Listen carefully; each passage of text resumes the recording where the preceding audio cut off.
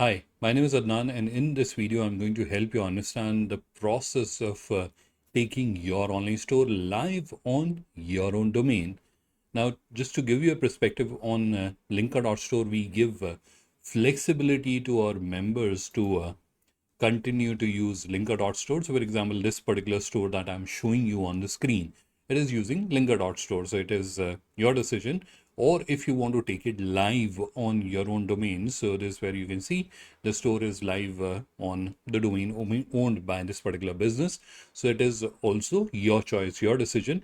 And in this video, I'm going to guide you if you have to do this, if you have to take the online store live on your own domain.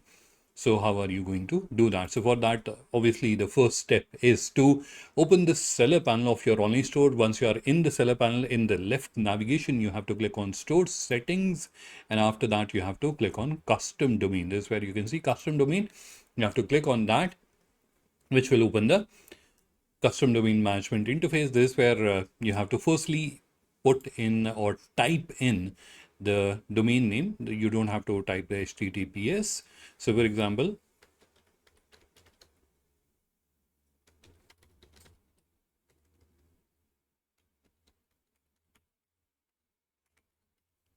so just hypothetical domain I'm adding because the name of this demonstration store is Shalimar Enterprises. So I've added shalimarenterprises.com, and then you have to input the domain expiry date. So this basically prevents accidental expiry. So I'm just adding, let's say, 31st December, and then you have to click on submit domain. So the domain is submitted. This is what you have to do here. You have to just type in the domain. You don't have to type HTTPS, and then you have to input the domain expiry date. This is where I've just added a hypothetical date, but in your case, you have to check and add the domain expiry date, because based on that, the system will start sending you a notification in advance so that your domain doesn't get expired. And a lot of time it had happened, the domain got expired and it got bought by someone else, and then you have to invest or put in additional funds to get the domain back, and all those nuances were there. So to avoid all that hassle, this is a very useful feature that you should utilize. Once you have done this, once you have submitted the domain, then you have to purchase a SSL. You can purchase it using this link, or you can purchase it from any other operator. Once you have purchased the link, now the important point is that you should only purchased asset, don't get it issued. If you will get it issued, you will not be able to use it, because there's a process that you have to follow to get it issued, and that is in this step number 3, that is generate CSR. So you have to generate CSR, and CSR is an abbreviation for certificate signing request. So to generate the CSR, you have to click on this button, which is generate CSR, which will open this form. And in this form, you have to feed in some information. Let me quickly fill in the information, and then I'll explain what all fields are there and what information you have to add. All right, so I've typed in all the information. Let me quickly walk you through all the fields. The first one is your domain name. This is where, again, without HTTPS, you have to type in your domain, and then you have to type in your organization name. This is your legal entity name, not a store name, and the city where you're, and this is again related to the registered business address, and then the state and the country code. For India, it is IN. You have to type in the country code, and then you have to input your email ID, and finally you have to click on generate CSR. So CSR is generated. Now you'll see that this overlay opens up, and it has two sections, one on the top and one on the bottom. The bottom is the private key, which you don't have to do anything. It will get moved to the next step automatically, so you don't have to do anything. What you have to use is this CSR, which is a certificate signing request, which you can see here. You have to copy this, and then you have to use this while getting your SSL certificate issue. So uh, for example, you have bought the certificate from GoDaddy. So you'll have to go back and log into the GoDaddy account, and then you have to click on setup SSL.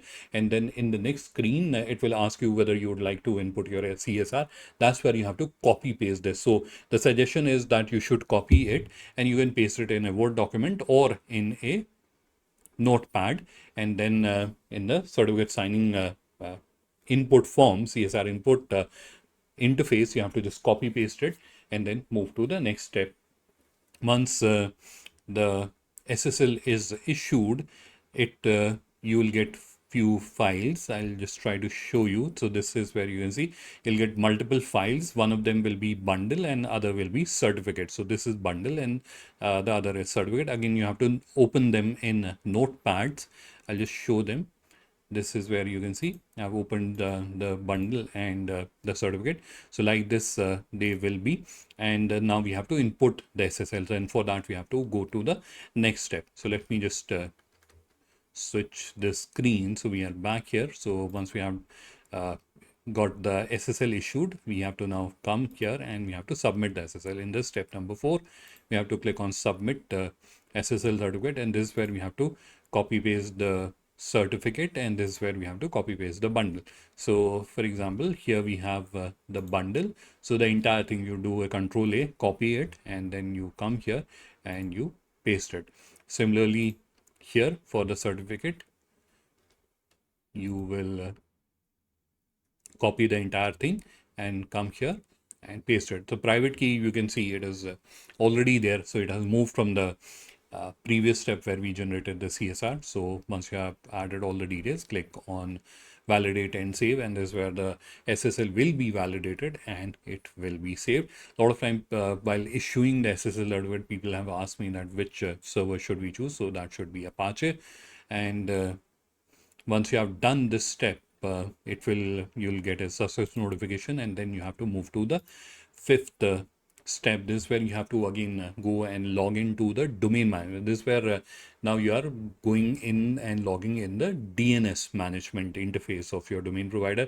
So if it is GoDaddy, then you have to select the domain and then you have to go to DNS, and that is where you have to add two things. One is a record, and this is where the host will be at or at the rate, and then this is where you'll see the value. So this is the value that you have to add, and the next thing that you have to add is the CNAME. So CNAME host will be www, and cn.linker.store will be the CNAME, and try to select whatever is the lowest TTL which is available with your operator. It varies from operator to operator.